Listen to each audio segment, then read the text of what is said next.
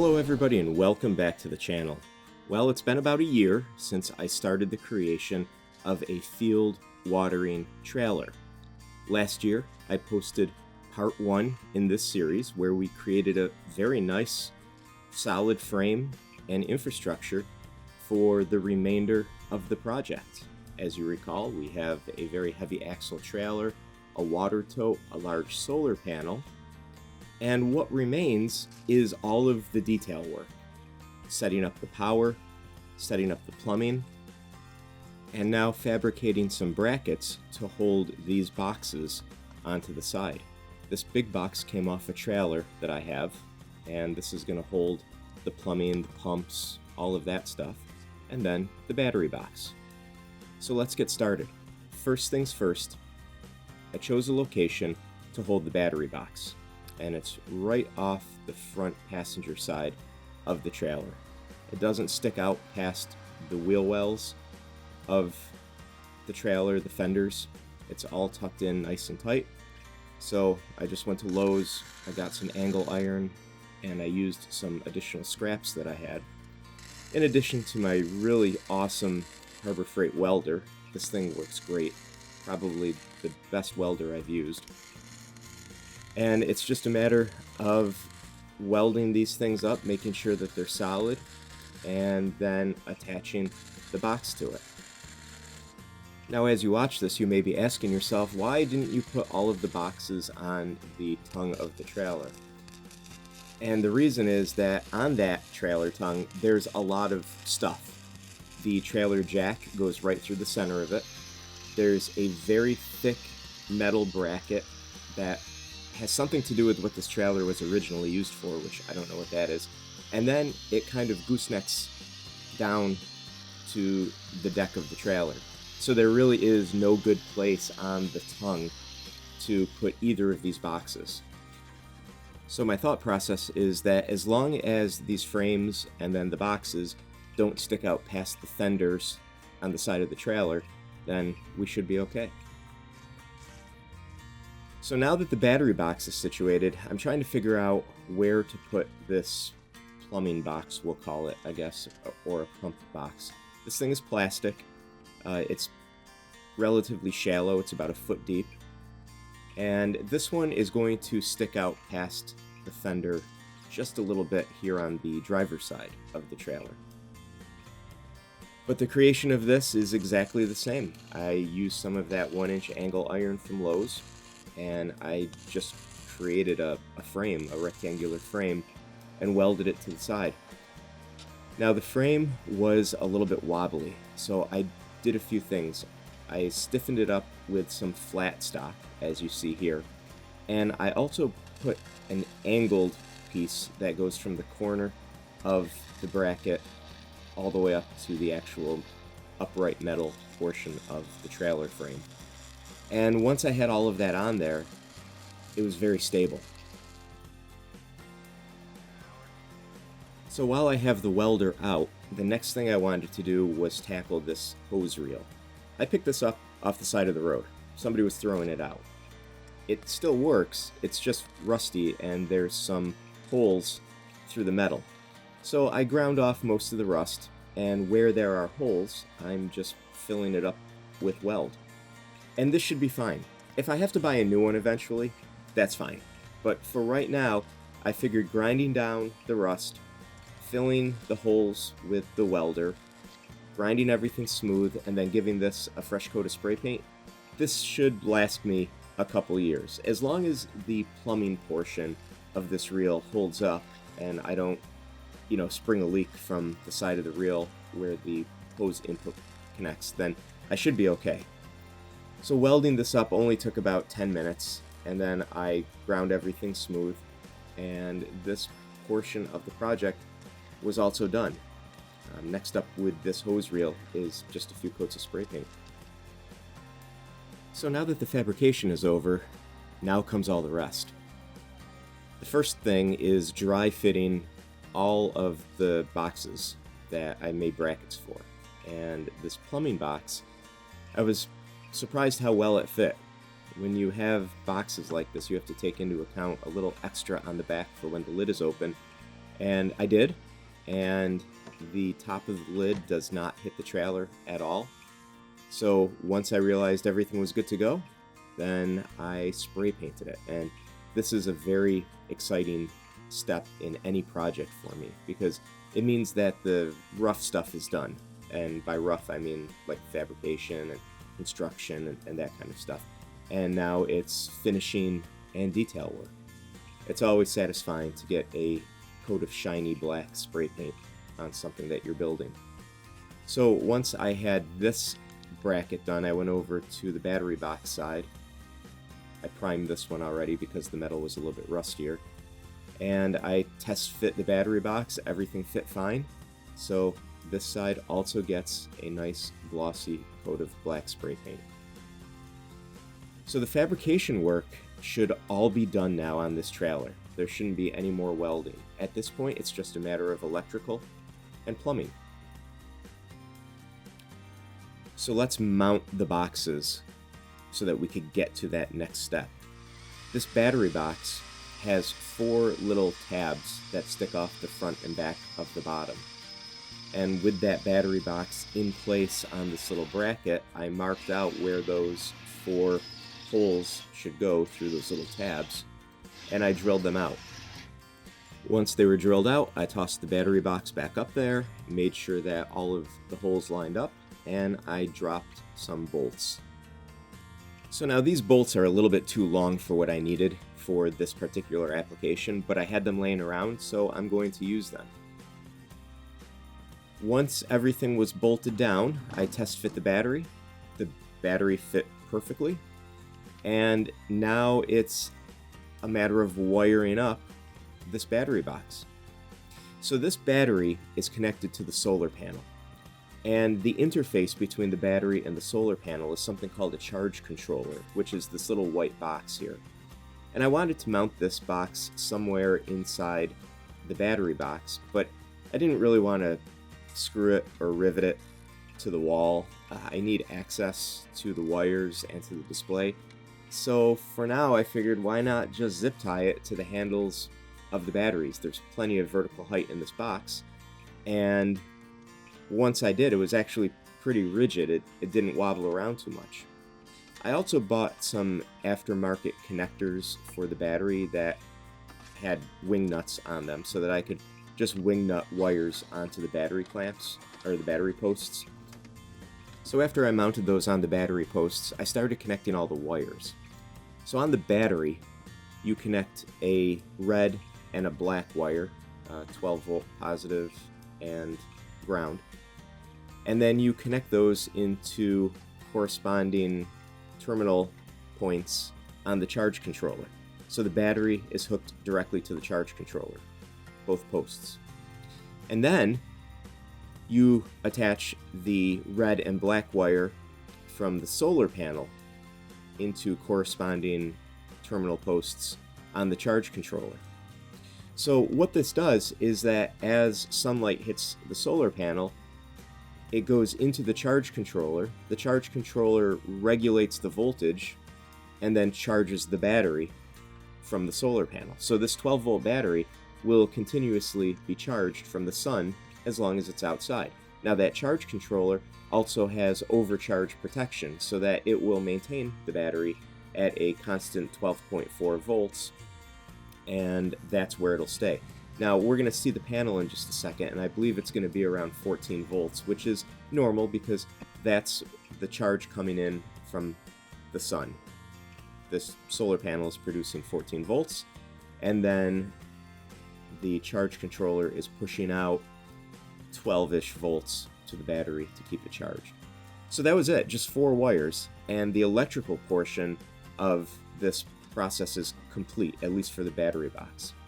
Now I just connected the back hinge and then connected the front latch, and there we go. The battery box is complete. Now I can move on to the things that are going to use the power from the battery. And to do that, we have to go around to the other side where we're going to deal with the water pump. So exactly like we did with the battery box, we first must mount this box down to the frame that we welded up. and this was just dropping a couple bolts down through the box, through those flat metal bracing pieces, and then connecting it with some washers and nylon nuts down underneath. So once the box was in place, any wobble that still occurred was gone. This box firmed everything up, and it makes an ideal container for the pump. So I drilled a hole through the back of this box to receive the red and black wires coming from the battery. These red and black wires are going to power a few things. It's going to power the pump, but I also created a little switch panel out of some scrap metal and some 12-volt switches that I had laying around. I put 4 switches in here, and this way I could power 4 other things if I ever need them. Maybe lights or some other 12-volt accessory, cell phone charger, who knows. Today, I have a requirement to power the pump, but I don't know what'll come tomorrow. So I always like to build in some flexibility. And once they're connected to the battery, as you see, the switches light up, the power on the pump comes on, and then these are just there for when I need them. So there we go. The wiring is done. Everything works. So with the power taken care of, now we could turn our attention to the water, which is a much bigger job. But overall, this whole power setup came out really nice. The 2 boxes mounted nicely, the wiring was very simple, and everything looks good. So on to the plumbing, and for this plumbing job, I'm going to use PEX because I have it laying around. For the water tote, I bought a kit of adapters, and these adapters go on the large 2 or 3 inch outlet at the bottom of the tank, and it allows you to hook things up like a hose or other quick attach things. And I'm going to use a hose connector to connect into some PEX pieces, which will then feed the 12-volt pump. So I redid my house with PEX about 3 or 4 years ago, and it worked out great. It was very easy to work with, and I figured since all of this stuff was laying around, I'm going to use it. I also mounted this little basket. This basket came off of the hose reel that we're going to see in just a little while that I'm modifying for use on this trailer. This little basket was the perfect size to hold some stuff that came with the 12-volt water pump, the hose and the nozzle. So I tossed it all in here, everything fit, and it's just out of the way. I ran the PEX tubing down the length of the trailer between the water tote and the lower board inside the trailer, and then I kind of snaked it out behind this plastic case. I have all of these fittings that I now need to drill holes for inside this little black case where the pump lives. So right now I have the PEX zip tied to different parts of the trailer just to hold it in place. And the first thing that I'm going to put in is kind of a through wall interface. And these are used for brewing, I believe, but they're going to fit the hose bib that I have perfectly. So I'm going to use it here. And basically it allows me to screw in to the back of this case and then also screw in from the inside of the case. That way if I have to take the stuff out, I don't just have a blue PEX line running straight through this case. It's modular. I can take things on and off as needed for maintenance.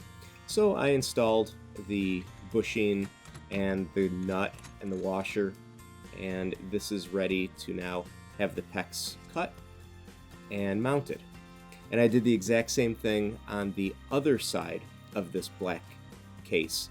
So I have one for water inlet feeding the pump, and then I have one for water outlet, which is the output of the pump that's going to go to the hose. And the process was exactly the same.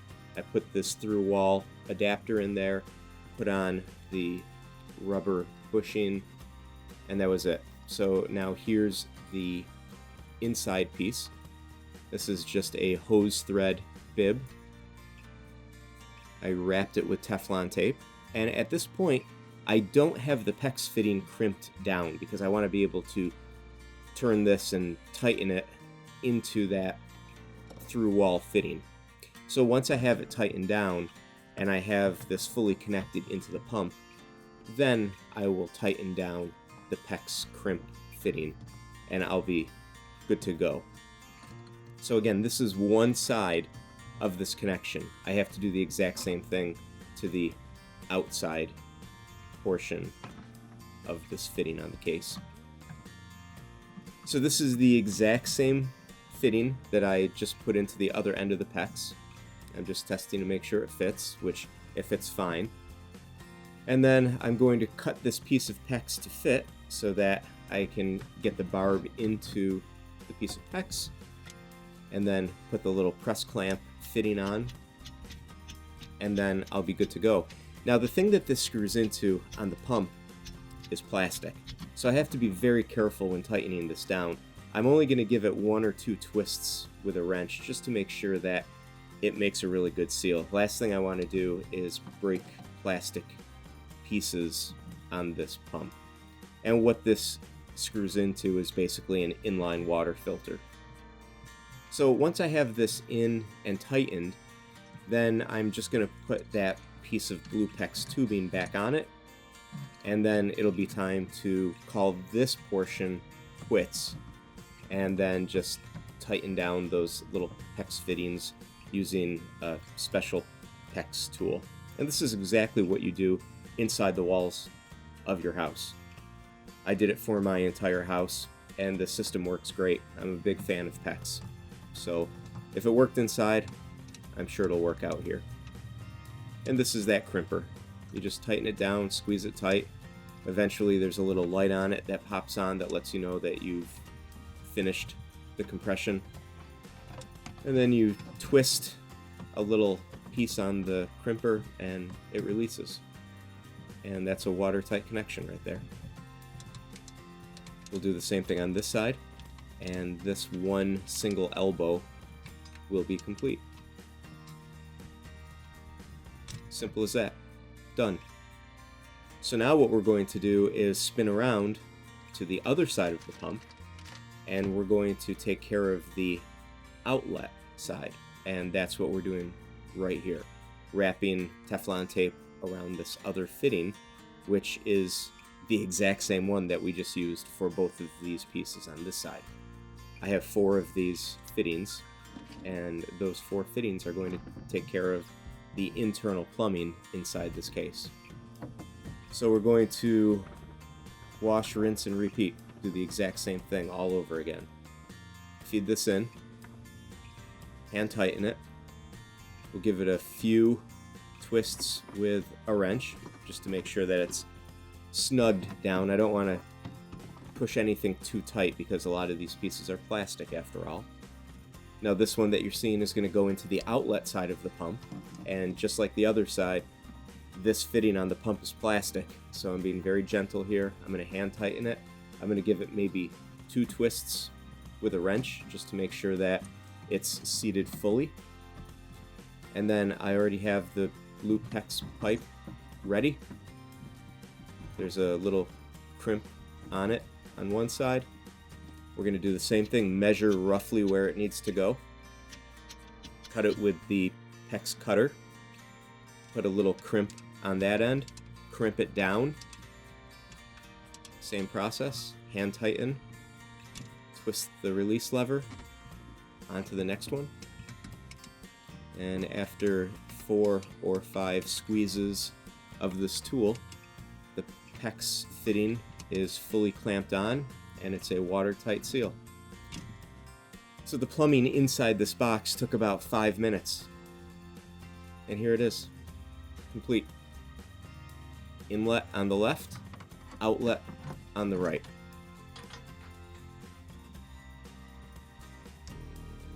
And there you go, the pump works. Now I just have to connect the rest of the water line. Previously you saw me test fit this particular piece in place at that lower outlet of the water tote, but I took it off put some Teflon tape on it, and now I'm installing it for its final time. I want to make sure that everything has Teflon tape on it and that I have a nice waterproof seal. So this one piece gives me a hose connection, and that's great, but I want to put on a Y splitter on the end of this hose connection because one side will feed the pump, but there may come a point when I don't need the pump. I just need to get some water out of the tote quick. So I want to have the option to either divert water to the pump or to whatever, a small hose, a bucket, something else. So this is that Y fitting. This is just a common thing that you see on houses for gardens. Nothing special about this. And now this piece of blue PEX is what feeds the pump in that black case. This is a PEX hose fitting. So I crimped it on, putting a washer in it, and once I connect it here, the plumbing is done. Tighten it down, and now when I turn water on, that water will go right to the pump. Everything fits.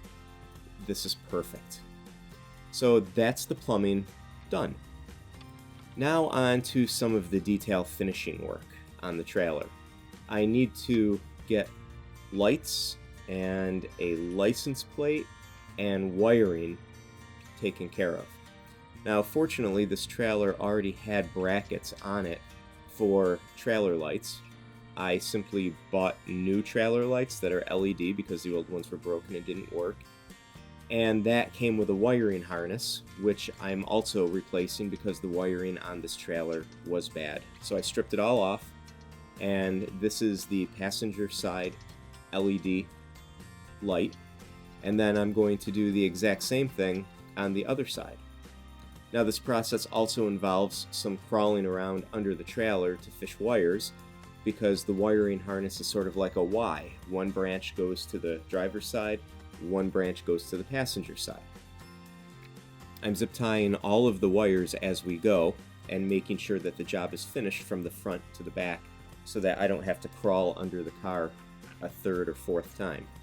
And this is the driver's side with the license plate bracket. Everything went on easy, and once the wiring is complete, I'm just going to use this as a license plate. In New York, if you have a dedicated pump trailer, you don't need a license plate for it, so long as you identify it as a pump trailer, and in my case it's for farm use only. So this is this portion complete.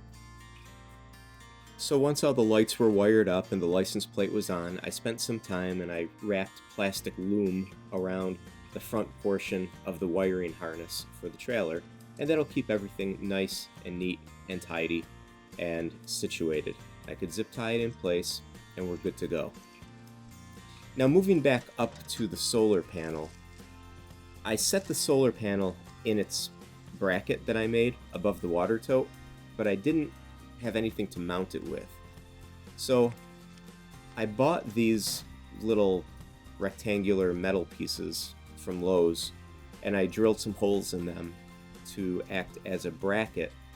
And then I bought this material off of Amazon, and this is like black neoprene, but it has some kind of diabolical adhesive attached to it. My fingers are getting stuck to it.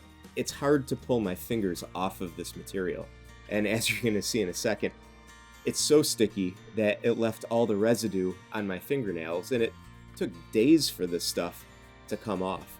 But it does provide about 1/8 to 1/4 inch of padding, and this padding is going to be pressed down against the solar panels and hopefully provide a little pressure to keep them in place.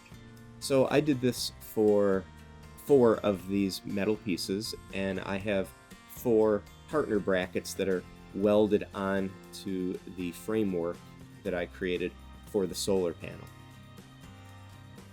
So this is the piece, and that's the foam, and I just put it in place there, and you're going to see a nut and a bolt go through it, and once these are tightened down, that solar panel can't go anywhere because this is flush against the metal. So this is holding it in place. Again, there's 4 of these brackets that I welded onto the framework, and I tightened them down, and that's the solar panel complete. And now we're in the home stretch.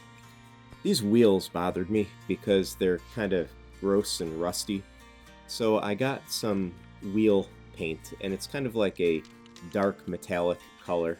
So I put some index cards around the rim, and I'm spray painting these wheels. There's some rust preventer in this paint, and it's very glossy. And while it does look black from this angle, it's not black. It's kind of like a graphite color with metallic flake in it.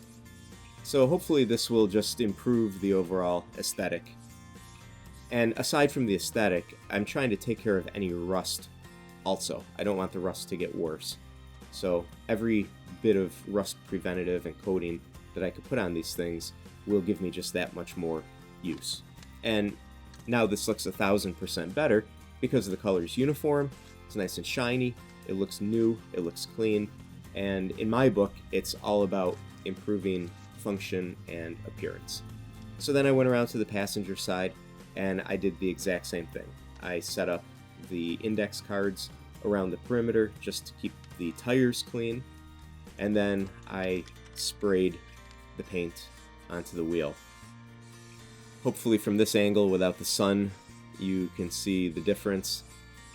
It goes on nice, it goes on shiny, there's no runs, and I'm being careful not to hit the tires. So I did this in 2 separate passes. I gave it a really light coat, and then once I had all of the index cards, I finished the first light coat, and then I gave it a heavier second coat. And that filled in all the nooks and crannies, it covered all the rust, and it gave the wheel a very nice uniform look. So if we take a walk around, this is almost the finished trailer. But the tires look great, the wheels look great, and the only thing we have to do now is take care of the rear portion of that trailer. So wheels are done, 100% better. Now we will move on to the final portion of this project, and that is the hose reel and final testing. So before I painted this up, I just wanted to make sure that the hose actually worked. This hose reel worked. So I turned on the power, there's water in the tote, and just like I had hoped, water is being pumped to the hose reel, and the hose reel is not leaking, which is really important. So now that I know everything works, I spent some time and I gave this a nice thick coat of black Rust-Oleum. I turned the reel, I painted this from all angles, I gave it 2 really good coats, I covered everything, and at this point all the rust is gone, everything is covered, the reel is glossy black and protected, and like I said, even if this reel only gets me a year or 2, it was free, so I'm happy with it. So as you can see in this clip, the fall leaves have fallen. We're in almost November right now. This project has spanned the summer. So all I'm doing here is drilling a few holes down through the lower metal bar into the wood, and then I am bolting this hose reel right to the wood of the trailer. I don't want this hose reel moving around or going anywhere, so bolting it right down to the wood of the trailer prevents that.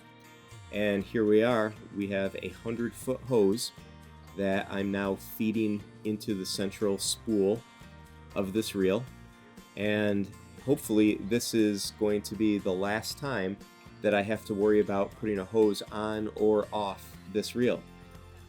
We are just about done. There's only one test left to do. Fortunately, this hose reel is big enough that if a 100-foot hose isn't enough, I could actually fit probably another 75-foot or 100-foot hose right on top of this, and that will definitely span the entirety of my field. And here it is, complete. this is the finished product. This is what I've been hoping for the 2 years of this build. Everything is together. Everything is mounted. I have a little storage space off to the right-hand side of the reel if I need it for anything. And this is the final test. As you notice, I'm leaking some water. So I'm doing a final tightening. And I turned everything on, fingers crossed. And aside from me not having the nozzle set up properly, there we go. This is the end result of this entire project. I have enough pressure from that 12-volt pump that I can hook up a hose nozzle, and I have lots of different patterns. I have 100 feet of hose, so I could either set this up as a soaker, I could just have it dumped straight from the hose into the field, or I could put a better nozzle than this on it and have some control over where the water goes and how much water there is. All in all, this is a project that I can now say is done. So to cap off the completion of this project, I wrapped everything up. I made sure everything was nice and tight. I put a tote cover on the water tote. You could see that green cover. This is a product that they sell for water totes. It keeps them UV protected and clean and dry. And then at this point, I'm just blowing all the leaves off of it, getting it ready for its maiden voyage. Once it's clean and wrapped up, my truck gets backed up to it, and we're going to load this up and bring it to the farm. It moves around easily. All of the controls are lubricated, so I'm able to lift and raise it. It connects nicely to the trailer. This entire trailer, top to bottom, has been rehabilitated through this 1.5 or even 2-year process. The electrical is all new. The chains are new. Everything's new. It hooked right up, and now that all the final connections are done, I made it to the farm. And the watering trailer is going to go to its final resting place in the rear of the field. So as you can tell, we're in late fall here, and although I'm not going to be using this water trailer at all this season, I wanted to put it in place. I wanted to get a feel for where it's going to go. I wanted to make sure that it sits properly, it's level, and that everything works. I'm so pleased with the way this project turned out, and I'm so very happy that it's finally done. This is roughly where this trailer is going to live, in the rear of my field, filled with water. And because of this trailer, I now have an effective way to water plants by spot watering them, or using this as a soaker, or whatever. It's going to be moved slightly closer to the field next year, and I look forward to using it in the 2025 growing season. So now that we've admired it, the only thing remaining is to drain the tank and all the fittings for the winter. There really wasn't that much water in here, but this is the completion of this long project. I hope you've enjoyed the 2-part series of building a watering trailer from scratch. All in, this trailer cost under $900 to make, so not bad. It took quite a bit of labor, about 1.5 or 2 years, but remember, I got hit by a tornado in there, and there was a whole bunch of other stuff that contributed to the delay. I hope you too have the opportunity to build a watering trailer if this is something that you need, and I also hope that you stay tuned, because there's a lot more to come as we move into the 2025 growing season. Thanks for watching. We'll see you in the next video.